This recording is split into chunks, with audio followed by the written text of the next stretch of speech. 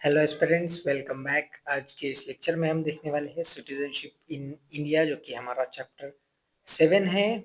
और इसमें जो हमारा आज का लेक्चर है ये पूरा क्वेश्चन आंसर ओरिएंटेड होने वाला है, जिसमें हमने कुछ 10-12 क्वेश्चंस लिए हैं और उनके आंसर्स डिस्कस किए। तो ये अप्रोच आपको कहीं भी नहीं मिलेगा कि पहले हम एक क्वेश्चन ले उसके बाद में उसका आंसर डिस्कस करें, ना कि नॉर्मल जो डिस्कशन होता है लेक्चर टाइप, वैसा ये कुछ होने वाला नहीं है। सिर्फ question answer completely exam oriented चीज है। तो पहला क्वेश्चन है, examine the meaning and significance of citizenship in the Indian polity. What is the constitutional significance of citizenship in India, and how does the Indian state differentiate inhabitants into citizens and aliens? तो ये वाला एक हमारा पहला question है। Then इसका answer देखिए। अब आपको कुछ इस तरह से कि मीनिंग ऑफ सिटीजनशिप आपको समझना पड़ेगा कि सिटीजनशिप का मतलब क्या है। Full membership of the Indian state, owning total allegiance and enjoying all civil and political rights। यानी कि जो टोटल आपको मेंबरशिप है, जैसे आप किसी ओटीटी प्लेटफॉर्म का सब्सक्रिप्शन खरीदते हैं तो देन आप उनके पास आपके उनके पूरे प्रीमियम जो फीचर है वो आ जाते हैं। तो सेम तरीके से जब आप किसी कंट्री के सिटीजन बनते हैं तो आपके पास उनकी फुल एक मेंबरशिप आ जाती है, जिसकी वजह से आपको टोटल जो है तो आप रिस्पॉन्सिबल भी बन जाते हैं, और इसी के साथ आपको टोटल सिविल और पॉलिटिकल जितने भी उस कंट्री के कॉन्स्टिट्यूशन में राइट्स है वो सारे आपको मिल जाते हैं। तो ये चीज़ है कि मेंबरशिप जैसे हम लेते हैं किसी ओटीटी की और हमको सारे प्रीमियम फीचर्स अनलॉक हो जाते हैं, उसी तरह से सिटीजनशिप मिलने के बाद किसी भी कंट्री के सारे फीचर्स अपने को अनलॉक हो जाते हैं। कुछ उसी तरह की बात है। टाइप्स ऑफ इनहेबिटेंस, यानी कि जो रेसिडेंसेस है, जो इनहेबिटेंस है, जो कंट्री में लोग रह रहे हैं, उनके कितने टाइप है? दो टाइप, सिटीजन्स और एलियंस। सिटीजन्स वो है जिनके पास मेंबरशिप है, जिनके पास पूरे राइट्स है, जिनके ऊपर ड्यूटीज है, और जो किसी भी कॉन्स्टिट्यूशन के हर एक क्राइटेरिया को और पार्लियामेंट के हर एक क्राइटेरिया को फुलफिल करते हैं, वो हो गए सिटीजन। दूसरे होते हैं एलियंस। एलियंस वो होते हैं जो दूसरे स्टेट के सिटीजन हैं और ये फुल मेंबरशिप एंजॉय नहीं कर सकते। इनके पास लिमिटेड पावर होती है, पॉलिटिकल लिमिटेड राइट्स होते हैं, लिमिटेड सिविल राइट्स होते हैं। इनके पास टोटल कंप्लीट जैसे कि सिटीजन्स के पास होते हैं उतने राइट्स, और उस लेवल की प्रीमियम जो फीचर्स होते हैं कंट्री के फीचर्स मान लीजिए, वैसे इनके पास नहीं होते। तो ये क्या हो गए? ये हो गए एलियंस, यानी कि ये नॉन सब्सक्राइबर लोग हैं। तो ये था पहला क्वेश्चन। दूसरा क्वेश्चन है, differentiate between friendly and enemy aliens. अब देखो, फ्रेंडली एलियंस और एनिमी एलियंस, यानी कि अब एलियन भी दो टाइप के हैं कि भैया जो इस कंट्री के रेडी हमारे रेजिस्टेंस नहीं है, हमारे फुल मेंबर नहीं है, उनमें भी दो टाइप होते हैं। एक वो जो हमारे दोस्त है, एक वो जो हमारे दोस्त नहीं है। तो क्वेश्चन क्या बन रहा है?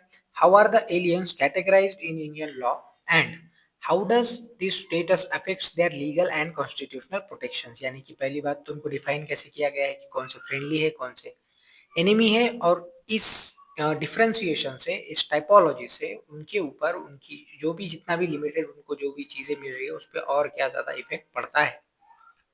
तो देखो, फ्रेंडली एलियंस का तो यह है कि जो subjects of the country that maintain cordial diplomatic relations with India, they enjoy standard civil liberties as per law। यानी कि जिन कंट्रीज के साथ इंडिया के अच्छे रिलेशंस है, ओके, कॉर्डियल रिलेशंस है, फ्रेंडली रिलेशंस है, जिनके साथ हमारा ट्रेड हो रहा है, जिनके साथ हमारा बिजनेस हो रहा है, और जो हमारे बॉर्डर से छेड़छाड़ नहीं कर रहे हैं, जो हमारे इंटरेस्ट के साथ छेड़छाड़ नहीं कर रहे, उनके जो सिटीजन है उनको हम एज पर लॉ स्टैंडर्ड जो सिटीजनशिप, जो एलियन सिटीजनशिप है वो देते हैं। ओके, कि भाई तुम यहाँ पे रहो, तुम ढंग से, तुमको सिविल सिविल लिबर्टीज मिलेगी जो भी हमारे लॉ के अंदर दी गई है। और एक होते हैं एनिमी एलियंस। अब ये होते हैं उस कंट्री के जिसके साथ इंडिया की वॉर चल रही है, या जिसने इंडिया पे अटैक किया है, या जो भी कंट्री इंडिया के जो अपना इंटरेस्ट है, इंडिया का जो इंटरेस्ट है, इंडिया का जो फायदा है, इंडिया का जो हित है, नेशनल इंटरेस्ट, उसके अगेंस्ट में अगर कोई कंट्री है,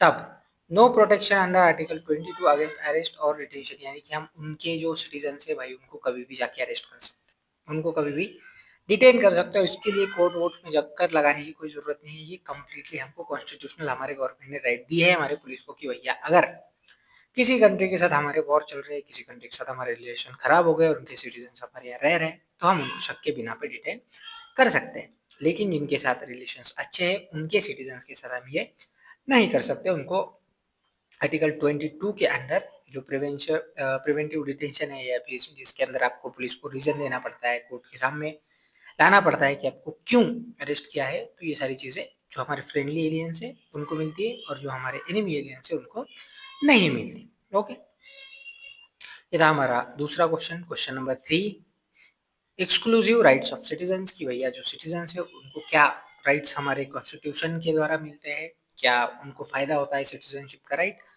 तो अब क्वेश्चन ये बना है कि list the fundamental rights and other constitutional privileges exclusive to Indian citizens outlining their scope. Okay, कि सिर्फ इंडियन सिटीजन्स को जो हमारा कॉन्स्टिट्यूशन राइट देता है वो क्या क्या है, उसकी आउटलाइन हमको ड्रॉ करनी है। तो article 15, against discrimination on religion, race, caste, sex और प्लेस ऑफ बर्थ, यानी कि आपके साथ किसी भी ग्राउंड पे डिस्क्रिमिनेशन नहीं होगा, आपको इक्वल ट्रीटमेंट मिलेंगी, आपको इक्वल प्रोटेक्शन ऑफ लॉ मिलेगा, आपको जितने भी सारे फीचर्स है इंडिया के अंदर जो कॉन्स्टिट्यूशन में राइट है वो मिलेंगे बिना किसी डिस्क्रिमिनेशन के। Okay, so against all type of discrimination. Article 16, equality of opportunity in public employment, जितने भी पब्लिक एम्प्लॉयमेंट है वहाँ पे आपको इक्वल अपॉर्चुनिटी मिलेगी, यानी कि जो दूसरा जो पर्सन है आपके साथ वाला उसका जितना राइट बन रहा है आपका भी उतना राइट बनेगा। अगर उसके मतलब सिर्फ इसलिए कि आपका रिलीजन अलग है, सिर्फ आपकी कास्ट अलग है, सिर्फ आपका जेंडर अलग है, सिर्फ आपका प्लेस ऑफ बर्थ अलग है, इस वजह से आपके साथ किसी भी प्रकार का डिस्क्रिमिनेशन नहीं होगा, आपसे आपका राइट नहीं छीना जाएगा। आर्टिकल 19, सिक्स फ्रीडम, जिसमें स्पीच, असेंबली, एसोसिएशन और वो जो 19 आर्टिकल 19 में जो हमको फ्रीडम दिए गए हैं वो सारे फ्रीडम इंडियन सिटीजन्स को ही मिलते हैं, बाकी जो देश के सिटीजन है उनको ये नहीं मिलते। Article 29 and 30, cultural and educational right for minorities.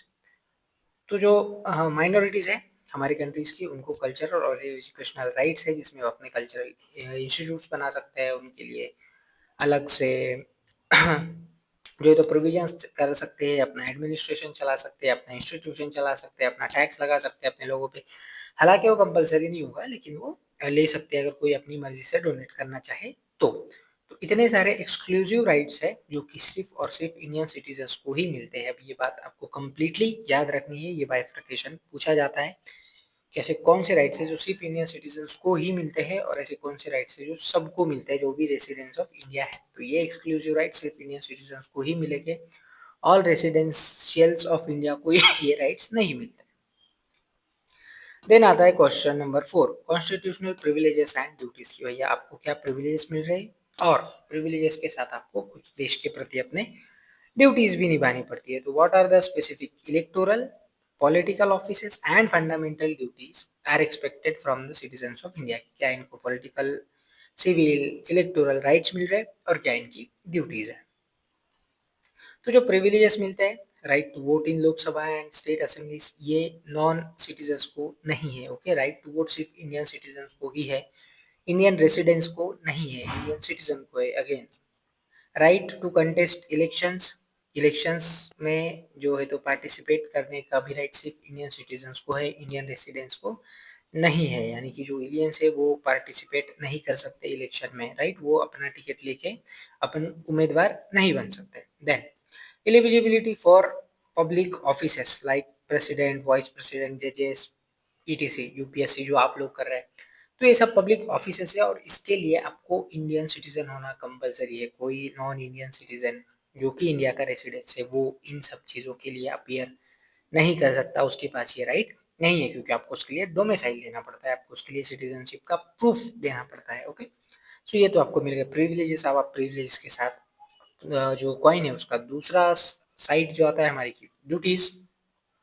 Duties towards the state क्या होगी सिटीजन्स की, तो right and duties are correlative, जैसे कि हम जानते हैं citizens are expected to pay the taxes, to support national development, respect the national flag and anthem, defend the country and render national service। और इसके अलावा भी 11 टाइप के जो हमारी फंडामेंटल ड्यूटीज है हमारे कॉन्स्टिट्यूशन में स्पेसिफाई की गई है। अगर आप वो नहीं जानते तो आप कमेंट पे लिख दीजिए, और जो लोग जानते हैं तब भी आप उसका आंसर कमेंट में दे दीजिए कि वो कौन सी 11 फंडामेंटल ड्यूटीज है। अगर आप नहीं जानते तो हम उसको नेक्स्ट इस लेक्चर में कवर करेंगे, बस late me know that.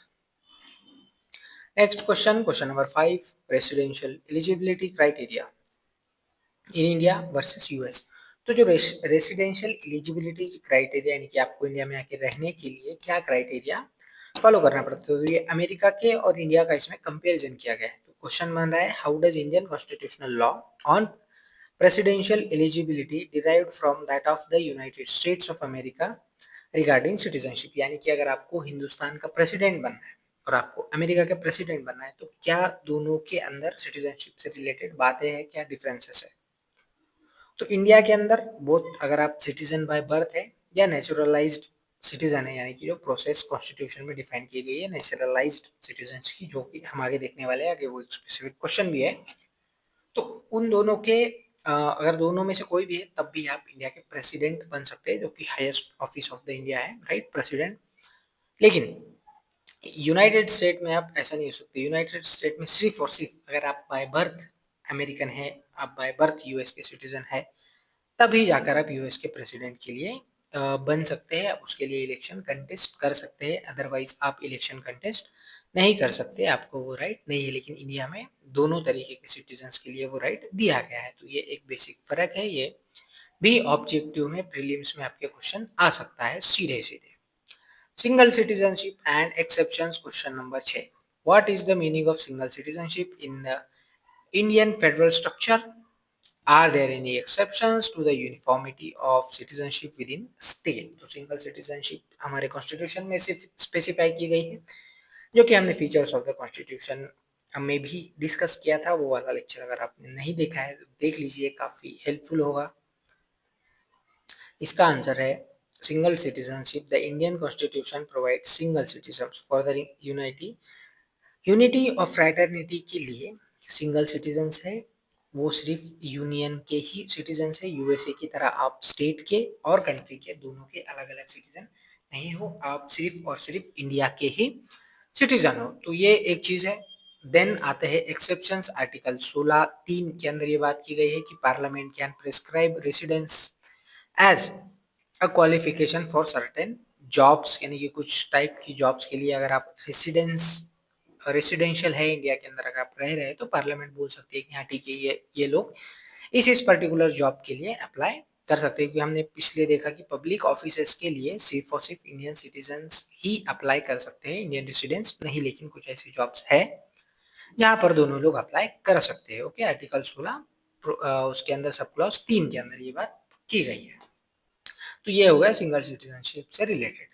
Exceptions in tribal areas and Jammu and Kashmir reorganisation. Okay, अब जम्मू और कश्मीर का रीऑर्गेनाइजेशन एक्ट से पहले का क्या था, बाद का क्या था, वो चीज है। How do article 19(5) and recent J&K reorganisation act, जो कि अभी रिसेंटली मोदी गवर्नमेंट ने लेके आया था, affect the uniformity of citizenship rights across Indian territories. Article 19(5) ये कहता है, protects tribal areas and unrestricted movement residents of non-residents to preserve indigenous culture, property and language। की जो ट्राइबल एरियाज है वहाँ पे, जो आप अगर वहाँ के रहवासी नहीं है, आप अगर वहाँ के रेसिडेंशियल नहीं है, आप वहाँ के जो मूल निवासी है वो अगर नहीं है, तो आप वहाँ जाकर के नहीं रह सकते, क्योंकि इससे उनकी जो कल्चर है, उनकी जो इंडिजिनियसनेस है, वो रह सके, बरकरार रह सके। लेकिन जो जे&के रीऑर्गेनाइजेशन एक्ट 2090 आया, उसमें जो जम्मू एंड कश्मीर का आर्टिकल 370 के अंदर जो स्पेशल स्टेटस था, उनका अलग कॉन्स्टिट्यूशन था, उनकी अलग सरकार थी, उनका अलग प्राइम मिनिस्टर था, उनका अलग एंथम था, उनका अलग फ्लैग था। तो ये सब कुछ कैंसिल हो गया और उनपे जो भी इंडिया का है, जैसे बाकी स्टेट वैसे वो नॉर्मल हो गए। और उसकी वजह से आर्टिकल 35A में एक ही बदौलत जो यूनिफॉर्मिटी है इंडिया के अंदर, वो भी उनपे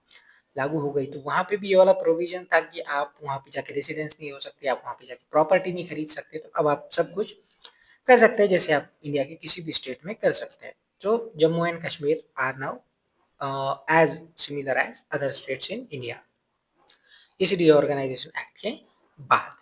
citizenship at commencement. Okay, commencement करके आप सिटीजनशिप ले सकते हैं, आर्टिकल 5 to 8। ओके, क्वेश्चन क्या बन रहा है, describe the various categories of persons who become citizens of India at commencement of constitution on January 2026। 1950 की कमेंसमेंट के टाइम कौन कौन सिटीजन थे। Article 5 domicile citizenship based on domicile in India plus birth parents birth और 5 years residency prior to 1950 यानी कि आपका birth है आपके पेरेंट्स से बर्थ है या फिर 1950 से 5 साल पहले से आप इंडिया में रह रहे हैं यानी कि 1945 1945 से अगर आप इंडिया के रेसिडेंस है आप इंडिया के अंदर पैदा हुए या आपके पेरेंट्स इंडिया के अंदर जिनकी बर्थ हुई है वो सब लोगों को इंडिया की सिटीजनशिप मिलेगी ऐसा आर्टिकल 5 कहता है। आर्टिकल 6 जब डिवाइडेशन हुआ तो जो पाकिस्तानी रेसिडेंट्स थे वो इंडिया के अंदर आ गए उस वाले हिस्से से इस वाले हिस्से में तो उनको भी इंडियन सिटीजनशिप मिल गई। ओके डिवाइड होने के बाद सिंपल आर्टिकल है। Article 7 रीयूनियंस covers citizens who moved to Pakistan but returned under resettlement permits यानी कि जो पाकिस्तान चले गए थे लेकिन रीसेटलमेंट परमिट्स जो गवर्नमेंट ने लाया था उसके तहत अगर उन्होंने फिर से इंडियन सिटीजनशिप ले ली है तो उनको भी इंडिया की सिटीजनशिप मिल जाएंगे। सिंपल सी बात है। देन आता है हमारा article 8 PIOS covers persons of Indian origin residing outside India subject to registration. Okay अगर आप इंडिया के सिटीजन है और अगर आप बाहर रह रहे हैं तो आपको रजिस्ट्रेशन करना पड़ेगा और आपको सिटीजनशिप मिल जाएगी। सिंपल सी बात है। तो ये 4 आर्टिकल्स। देन आता है हमारा आर्टिकल 9 और article 10 what is the constitutional stand on dual citizenship and how does article 10 protect the continuity of rights यानी कि डुअल सिटीजनशिप क्या इंडियन कॉन्स्टिट्यूशन अलाउ करता है या नहीं करता ये क्वेश्चन है। तो देखिए ऐसा कुछ नहीं है। नो डुअल सिटीजनशिप अगर आपने वॉलंटरीली किसी दूसरे देश की सिटीजनशिप ले ली तो ऑटोमेटिकली इंडियन सिटीजनशिप आपकी कैंसिल हो जाएगी। आप इंडियन कॉन्स्टिट्यूशन के अकॉर्डिंग दो देशों के सिटीजन नहीं रह सकते स्पेशली जब आप इंडिया के सिटीजन हो।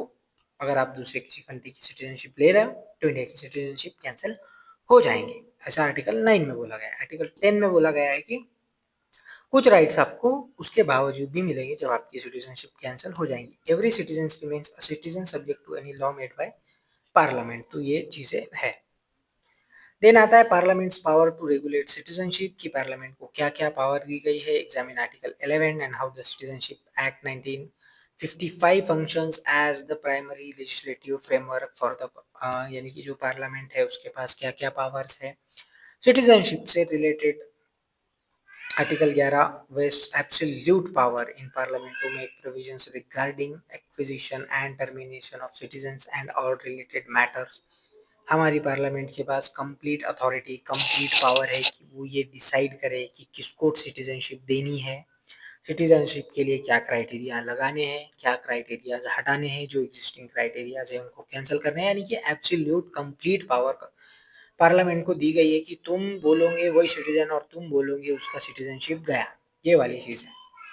सिटीजनशिप एक्ट 1955 1955 में जो एक्ट आया था उसके according provides statutory framework for the acquisition and loss of citizenship subsequent to the commencement of the constitution. तो ये चीज इसमें बोली गई थी कि क्या फ्रेमवर्क है क्या क्राइटेरियाज होंगे फ्रेमवर्क और एक सब्सिक्वेंट चीजें जो कि इस वाले एक्ट में प्रोवाइड की गई थी। बाकी जो आर्टिकल 11 है वो कंप्लीट अथॉरिटी कंप्लीट पावर देता है हमारे पार्लियामेंट को। देन आता है question 11 citizenship acquisition of citizenship by birth.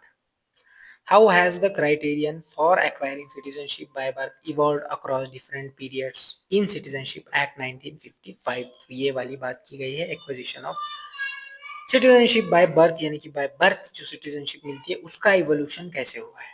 तो देखो जनवरी 26 1950 से लेके जुलाई 1 1987 तक ये पहला पीरियड दूसरा पीरियड तीसरा पीरियड तीनों लिखे। पहले पीरियड में क्या था citizen by birth irrespective of parents nationality यानी कि आपके पेरेंट्स कहीं के भी हो अगर आपका बर्थ इंडिया टेरिटरी के अंदर हो रहा है then you are the citizen of India. ये बोला गया था 50 से लेके 1950 से लेके 1987 तक। ओके देन आता है second phase 1 July 1987 to December 3 2004 citizenship if either parents is citizen of India यानी कि अगर आपकी मदर आपकी फादर इन दोनों में से कोई भी एक इंडियन सिटीजन है और आपका बर्थ इंडिया में होता है then you have Indian citizenship.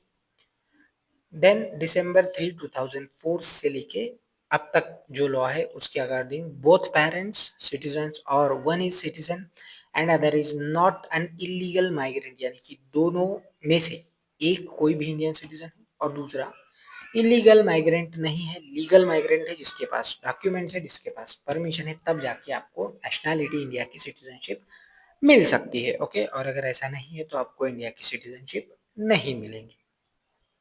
तो ये चीज़ें इस वाले आर्टिकल के अंदर की गई है, जो कि हमारा सिटीजनशिप बाय बर्थ वाली जो प्रोविजन है हमारे कॉन्स्टिट्यूशन में, उसमें ये बोला गया है। Then citizenship by descent and registration, की भाई जिसका बर्थ नहीं हुआ है लेकिन जिसको इंडिया का सिटीजन बनना है, उसको एज अ रजिस्ट्रेशन करके, या उसकी इच्छा है कि उसको इंडियन सिटीजनशिप मिले, तो उसकी क्या प्रोविजंस है।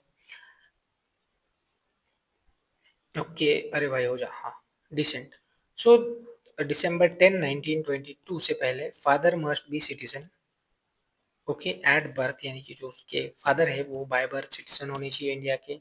लेकिन नहीं, उसके बाद बोला गया कि ईदर पेरेंट्स है ना, December 10, 1992 के बाद की मदर फादर कोई भी हो चलेगा। And post December 3, 2004 must register as an Indian consulate within 1 year. आपको 1 ईयर के अंदर इंडिया में रजिस्टर करना पड़ेगा। ये वाली चीज डिसेंट से आप ले सकते हैं। देन रजिस्ट्रेशन क्या है, PIOS and spouses of Indian citizenship residents for 7 years, minor children of citizens, and registered by OCIS for 5 years plus 12 months residency। तो इतनी सारी प्रोविजंस है जिसके अंदर आप डिसेंट से या रजिस्ट्रेशन करके जो है तो सिटीजनशिप ले सकते हैं। अब जो नेचुरलाइजेशन की बात हमने उस टाइम की थी, वो नेचुरलाइजेशन क्या है, what are the conditions for a foreigner to acquire citizenship by naturalisation. Not a citizen of a country that prevents Indian from naturalizing. Okay, re-announce original citizenship upon uh, acquiring Indian citizenship कि आपकी जो पुरानी nationality है वो चली जाएंगी। Then the 12 month proceeding application plus aggregate 11 years out of 14 years, यानी कि लगभग 14-15 साल आपको इंडिया के अंदर रहना पड़ेगा। Good character and working knowledge of language in 18 mention in 8 schedule, यानी कि 8 शेड्यूल के अंदर जो लैंग्वेजेस बोली गई है, वो अगर आप लैंग्वेजेस आपको आती है, 15 साल आप यहाँ पे रह चुके हैं, आपकी जो ओरिजिनल सिटीजनशिप तो उसको आपने री अनाउंस किया है, तो ये चीज़ें इतनी अगर आप फुलफिल करते हैं, तब आप नेचुरलाइजेशन के जरिए अप्लाई करके इंडियन सिटीजनशिप ले सकते हैं 15 साल रहने के बाद। तो ये वाली एक प्रोविजन हमारे कॉन्स्टिट्यूशन के अंदर की गई है हमारे सिटीजनशिप से रिलेटेड। देन आता है question number 14, special cases. Assam accord and CAA 2019 का जो कानून था, उसके अंदर क्या स्पेशल प्रोविजंस की गई है। Analyse the citizenship rules for new territories and Assam accord and prevention of citizenship provisions of citizenship amendment act 2019। तो इनकॉर्पोरेशन ऑफ टेरिटरीज, यानी कि अगर इंडियन गवर्नमेंट किसी टेरिटरीज को इनकॉर्पोरेट करती है, किसी को इंडिया का हिस्सा बनाती है, तो वहाँ के सिटीजन ऑटोमेटिकली इंडियन सिटीजन बन जाएंगे, क्योंकि वो जो टेरिटरी है वो भी अब इंडियन है, तो उस टेरिटरी पे रहने वाले लोग भी ऑफकोर्स इंडियन बन जाएंगे, उनको सिटीजनशिप मिल जाएगी। Assam accord CAA 1985, okay, states pre 1966 migrants are citizens and 66 to 71 migrants register after 10 years, यानी कि 66 से पहले जो भी माइग्रेंट्स, लीगल माइग्रेंट्स इंडिया में आए थे, उनको अभी यानी कि 85 में सिटीजनशिप मिलेंगी, और जो 66 से 71 तक आए थे उनको 10 साल के बाद मिल जाएंगे, यानी कि उनको और 10 साल इंडिया में रहना पड़ेगा विद गुड कैरेक्टर, लैंग्वेज और वो सारे क्राइटेरिया के हिसाब से। लेकिन तो इसके अंदर एक प्रोविजन है, एक नया एक्ट आया जिसने इसको कुछ क्या बोलेंगे हम उसको, इसमें कुछ कंसेशन दे दिए, कुछ छूट दे दी 2019 में। जो सिटीजनशिप अमेंडमेंट एक्ट आया कि नेचुरलाइजेशन की जो 15 साल थे, है ना, 11 + 5 16 साल थे, उसको कम करके उन्होंने 5 साल कर दिया, 11 से 5 सिर्फ। किसके लिए, Hindus, Sikhs, Buddhist, Jain, Parsis and Christian from किन देशों के, अफगानिस्तान, बांग्लादेश, पाकिस्तान, जो कि 2014 से पहले इंडिया में आए थे। अगर वो सिर्फ 5 साल भी इंडिया में रहे तो उन सबको सिटीजनशिप ऑफ इंडिया मिल जाएंगी, उनको 11 साल तक के वेट करने की ज़रूरत नहीं है। तो ये चीज़ जो है तो अमेंड हो गई। ओके, उससे पहले वो 10 साल की थी, 2019 के CAA के अकॉर्डिंग वो 5 साल हो गई, सिर्फ और सिर्फ इन 3 कंट्रीज के लिए, अफगानिस्तान, बांग्लादेश, पाकिस्तान, और उसके लिए रीजन गवर्नमेंट ने दिया था कि ये मुस्लिम डोमिनेटिंग कंट्रीज है, और रखा गया यहाँ पे किसी भी नॉन मुस्लिम को, यानी कि इतने सारे मेंशन रिलीजन्स के लोगों को इंडिया की सिटीजन्स बनना है, इंडिया में आकर रहना है, तो वो 5 साल रहकर उनको इंडियन सिटीजनशिप मिल जाएंगी। तो ये था इसका आंसर। और हमारा क्वेश्चन नंबर 15 है कि किन-किन वजहों की वजह से आपकी सिटीज़नशिप चली जाएँगी, okay? What are the 3 ways जिसकी वजह से आपकी सिटीज़नशिप चली जाती है? तो पहली बात तो ये है कि अगर आपने किसी दूसरी कंट्री की वॉलंटरीली सिटीज़नशिप ले ली और वहाँ का पासपोर्ट, वहाँ की सिटीज़नशिप आपको मिल गई, तो ऑटोमेटिकली आपकी इंडियन सिटीज़नशिप जो है वो चली जाएगी। देन अगर automatic loss when an Indian citizen voluntarily requires citizenship of another country. Okay, ये हो गया termination. Then voluntarily declared declaration to give up citizenship कि भाई किसी को लगा कि नहीं मुझे नहीं चाहिए तुम्हारी सिटीजनशिप, तो उसकी सिटीजनशिप इंडियन गवर्नमेंट निकाल लेगी, भैया तुम मत बनो। और उसके ऊपर डिपेंडेंट अगर कोई चिल्ड्रन है तो उसकी भी सिटीजनशिप जाएंगी। अब वो चिल्ड्रन जब 18 प्लस हो जाएगा 18 साल का, तो वो अपनी सिटीजनशिप रिज्यूम कर सकता है। ये अगेन न्यूआंस है, एक छोटा सा फैक्ट है, लेकिन याद रखना कि वो जो डिपेंडेंट चिल्ड्रन है वो 18 साल के बाद उसकी फिर से सिटीजनशिप जो है वो इंडिया की हासिल कर सकता है, ले सकता है।